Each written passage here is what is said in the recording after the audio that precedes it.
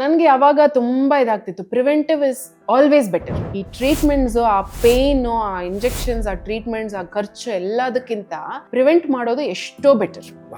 ಅಷ್ಟು medical facilities ಇದೆ, ಔಷಧಿಗಳಿದೆ, treatments ಇದೆ, ಇನ್ಶೂರೆನ್ಸ್ ಇದೆ, ಎಲ್ಲ ಇದೆ. ಯು ಕ್ಯಾನ್ ಆಲ್ವೇಸ್ ಬಿ ಸಿಕ್.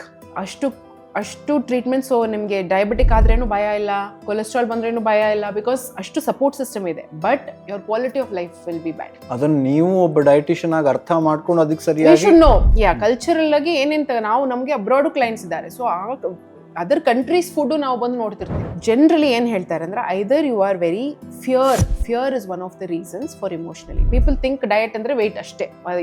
ಇದ್ರ ಮೇಲೆ ದಟ್ಸ್ ವಾಟ್ ಗಟ್ ಇಶ್ಯೂಸ್ ಇರೋರಿಗೆಲ್ಲ ತುಂಬಾ ಇಮೋಷನಲ್ ಇಶ್ಯೂಸ್ ಇರುತ್ತೆ. That is the whole idea. You want to nourish so that the body can flourish. ನಾನು ಒಂದು 4 years ಡಿಫ್ರೆಂಟ್ ಡಯಟ್ ಪ್ಲಾನ್ಸ್ ಎಲ್ಲ ಟ್ರೈ ಮಾಡಿಬಿಟ್ಟಿದ್ದೀನಿ. ನಾನು ಅವ್ರ ಹತ್ರ ಹೋದೆ, ಇವ್ರ ಹತ್ರ ಹೋದೆ ಅಂತೆಲ್ಲ ಹೇಳಿ ಒಬ್ಬೊಬ್ಬರದು ಹೇಳ್ಬಿಟ್ಟು ಅವ್ರು ಹೇಳಿದ್ರು, ನಾನು ಈ ವರ್ಷ Ranjani Raman diet plan try ಮಾಡೋಣ ಅಂತ ಬಂದಿದ್ದೀನಿ ಅಂದ್ರು. ನಾನು ಹೇಳಿ, ಏನಪ್ಪ ಇದು, this is not like every year they are going to try different people and your body, it is your body, you putting through different approaches every year. ಅದು ಆ ಥರ ನೀವು ಮಾಡಬಾರ್ದು. Like what is working for you, ಯಾಕೆ disturb ಮಾಡಕ್ಕೆ season 1 season 2 seriously ಹಂಗೆ